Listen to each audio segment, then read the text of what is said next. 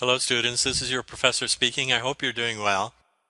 This supplemental lecture is about ergonomics, the study of environments, and particularly for us as information workers and as information students, about computer environments and how to keep them healthy and how you can remain healthy, having to spend large numbers of hours in front of a computer. Please listen to this carefully and do what you can to improve your own environment because I think at the end of the day you will be very happy you did. The lecture that you're about to hear was a podcast I did for another class a year ago, and I hope that you find it useful. Here it goes. Today is the 19th of April in the year 2010. Ergonomics is the study of computing environments to make sure that they are healthy and that they are in a way that makes us optimally productive and optimally comfortable in our daily lives. I'm particularly interested in talking about this with you because as young people, you are the first generation in human history that has essentially grown up with flat screens and keyboards and the other paraphernalia of technology. And so from a very early age, you have been spending hours in direct contact with these technologies. Unfortunately, our evolution hasn't necessarily caught up with technology, and therefore there are ways to injure yourself which could cause you problems later in life. I want to make sure that that doesn't happen, that we as information workers do not injure ourselves in the process. I think in every revolution that we've had, in the Industrial Revolution, we had to worry about safeguarding the health of industrial workers so that they didn't inhale toxic chemicals and that they weren't exposed to dangerous radiation and so on. Now, in this century and in this generation, we have to worry about safeguarding the health of information workers, those who constantly use technology in ways that occupy a large portion of our daily lives. Again, we are at risk because not only do we use them as normal human beings do in browsing the web and doing email and all the other information chores, but presumably you as computer science students will spend many, many hours at your job and in your career using these technologies as well. So we sort of have a double dose of technology in our daily lives as computer scientists. So I want to talk about different parts of our body and how we can set up our environments which make those parts of our body comfortable. I want to start with vision, because I think the interesting part of vision is that we often don't think about the mechanical parts of vision. We have a iris, which is the part of our body which opens and closes the shutter of our eye to change for different light levels. So if it's very bright out, our eye closes. If it's dark out, our eye opens so that we can get enough light into our retina, which is at the back of our eye, to register an image. In normal life, if you think about human beings prior to the computer revolution, prior to the industrial revolution, we would walk around and we would look at some objects that were close to our eye, and we would look at some objects that were far away from our eye. We would be all of a sudden entering a darkened room where our iris would need to open, and we would then go back out into the sunlight where our eye needed to close. If we're sitting at a computer terminal, this is not necessarily the situation we have. First of all, let's talk about the muscles of our eye. The first thing that's very dangerous for us is that we focus often for many hours at a fixed distance. We think that about 18 inches is sort of the optimum distance between your flat screen and your eye. However you normally sit in relation to your monitor, it's normally at a very fixed distance. And because of this, our eye stays in a fixed focus mode because it's focusing at a relatively close object that's only a few inches really from our eyes. Our eye is most comfortable when it is focused at infinity. Infinity, for all practical purposes, means an object about 20 feet from us or more. So we have two problems with computers. One is that we focus at a relatively short distance through most of the time we're using the screen. And the other is that we do this for many hours on end, which means that our muscles that focus the eye can become stiff and hardened because they are not exercised enough. And this could cause us problems later. So how can we deal with this particular part of the problem? And that is, my recommendation is that when you use a computer terminal or a game display or any other fixed panel for a long period of time, let's say more than 30 minutes to 1 hour, it is best to look away from time to time from that screen and to focus on something at infinity. So for at the very moment, I'm looking at my monitor here in my office, and I happen to have a window to my left, and outside the window are some nice trees, and even behind that I can see the outline of the Ko'olau Mountains. So clearly that's at infinity as far as my eye muscles are concerned. So if I can remember to glance away from my display at reasonable intervals, let's say every 30 minutes, so that I reset my eye so that it's focusing on infinity, and I do this, it may take maybe 5 seconds or so for the eye to totally focus on that distance. And then I can return to my display and I will have exercised that muscle which focuses the eye. And it's very much less likely to become fixated or inflexible as a result of that movement. So if you can set up your terminal so that you have an object either through a window or in a large room where you can look at something that's at least 20 feet away, this will be a very helpful way for you to minimize eye strain and other degenerative effects of computer panel use. Now, the issue with most of these things is that they are cumulative. So it's not a matter of using a display once for, let's say, 3 or 4 hours in straight without a break, but it's doing this every day for many, many years. It's a little like tobacco smoking. One cigarette is not so dangerous, but one cigarette a day for 20 years is dangerous. So it's the cumulative effect of these actions which are important. So of course, if you're in an airplane or in some other environment where you can't do this, I wouldn't worry about it. The point is to set up a work environment where your eye can relax itself at infinity and allow the muscle to refocus the eye on regular intervals. Now the other thing about the eyes is that there is a condition called eye strain, where not only the muscles are tired, but in general the eye itself appears tired. One of the main causes of this is glare.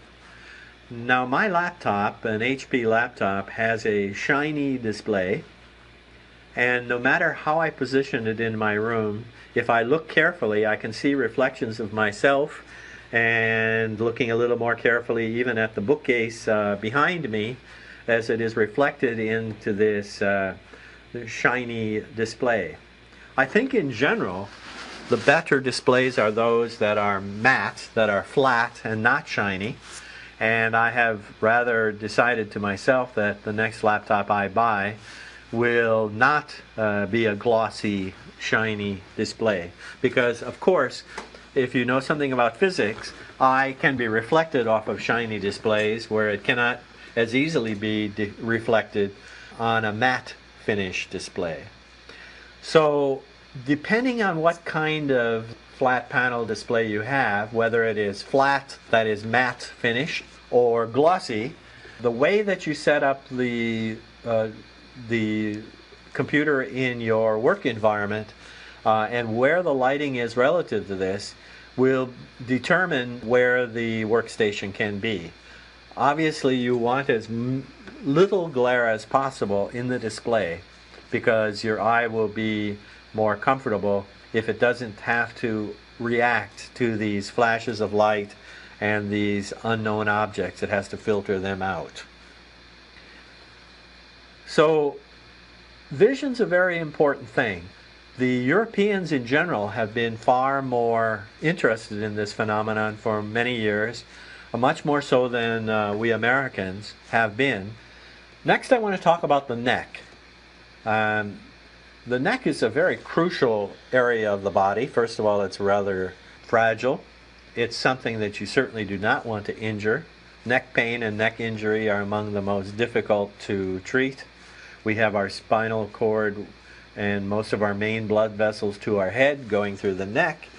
So we really don't want something to go wrong with the vertebrae in the neck, and we want our neck not to give us pain and discomfort. Well, in order to do this, the normal gazing angle is about 3 degrees from the horizontal. And yet we find displays which are much higher. We used to have desktop displays where we piled the monitor on top of the display, which raised it far above the horizontal, and we were sort of looking up into it. And now we have laptop displays, which, because of their attachment to the keyboard, is probably too far down from where it should be. So we have to deal with this issue of height. When you can, try to place your external monitors at an angle which is slightly down from the horizontal. This will allow your neck to rest, and it will also make it far more comfortable for you for long periods of time. I want to talk next about the wrist, because like the neck, the wrist is even more fragile and more complicated and more difficult to repair than probably any other part of our body. If you have a wrist injury, please make sure that you seek out the very, very best wrist surgeon to do the surgery. Our wrist is an evolutionary element of our body that is in the process of changing. We used to walk with paws on our wrists, and now that we stand upright, we don't use them at 90-degree angles to the palm of our hand anymore. So it is in a process of change and of evolutionary change. And during this time, we are very susceptible to wrist injury. So what do we do as human beings when we create computers? We make them very typing intensive. Well, hopefully in not too many years, we will find other ways to interface and interact with the computer using voice and touch and many other things rather than typing itself.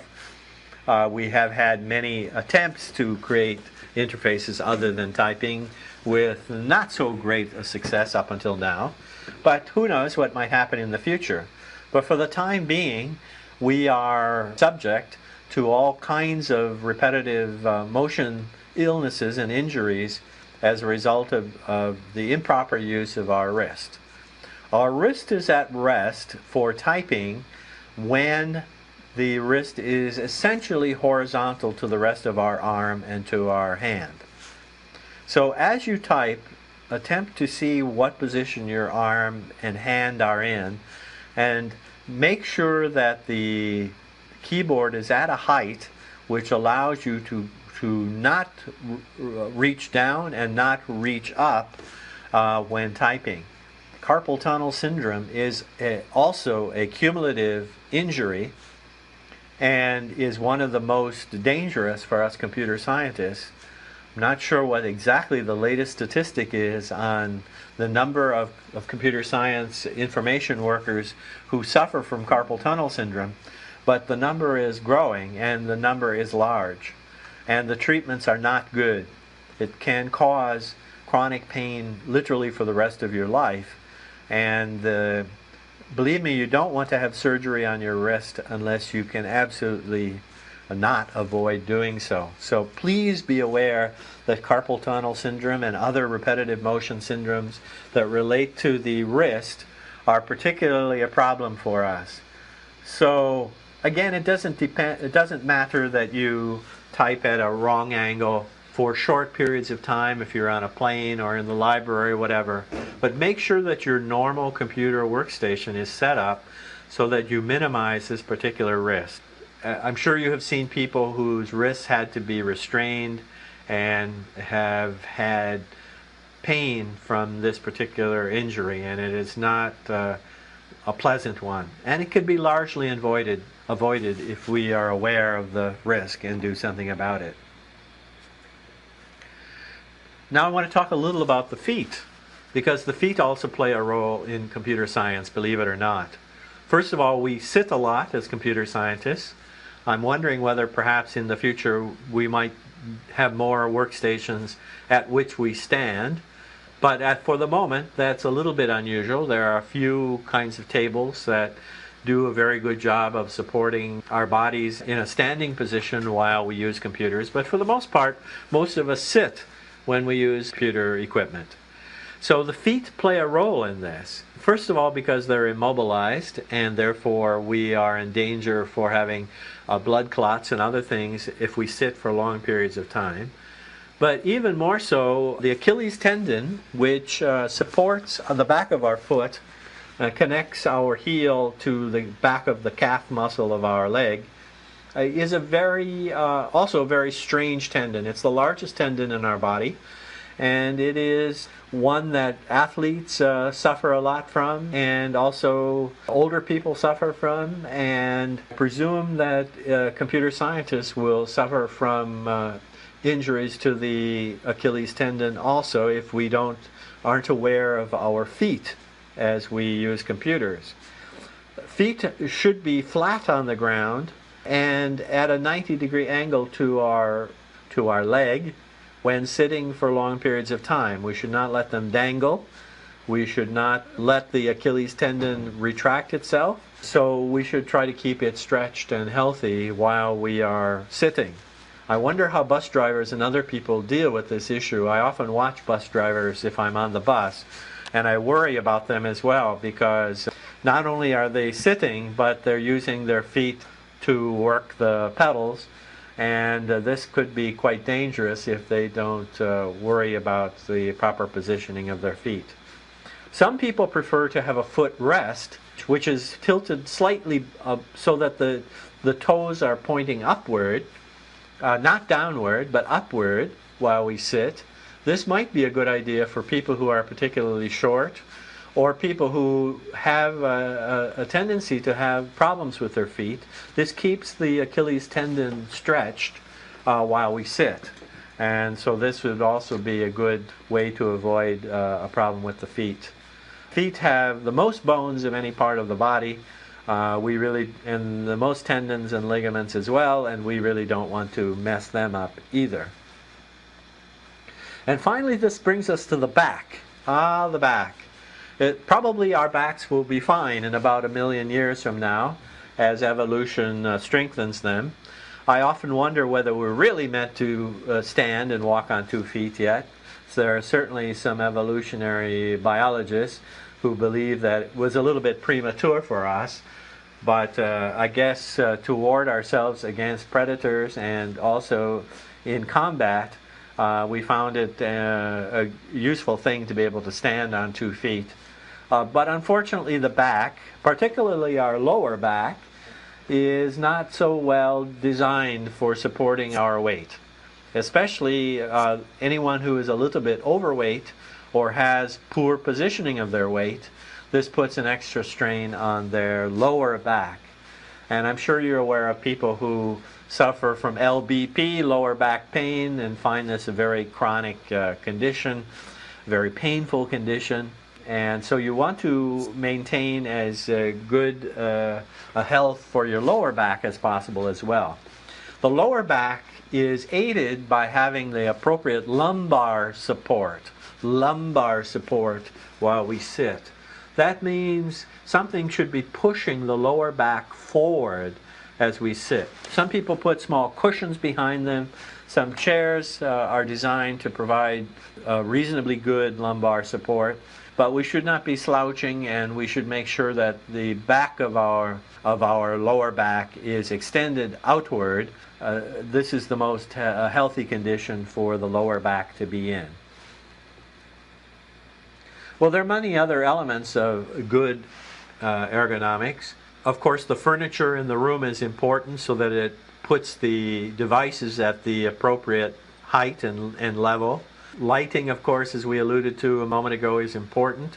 You want good lighting so that you don't have to keep the iris open to a large extent, but we also want enough ability to adjust the lighting so that we can avoid and reduce glare depending on time of the day. I presume most of you do your work in rooms that have windows, and therefore the windows are going to be dependent on the season and the time of the day as to where the sun is relative to the particular windows in the room. So generally you have to kind of look at the room and make sure that it is set up so that there is not, at some times of the day, bright light coming in one direction and low light in another direction, which causes our iris to continue to have to open and close to adjust to those different light levels. So those are some hints I have for you to make your own world of computer science a little bit more comfortable and hopefully to avoid any injury you might have as computer scientists. Well, that's the end of the lecture for today. So thanks everyone and have a great week. Take care. Bye-bye.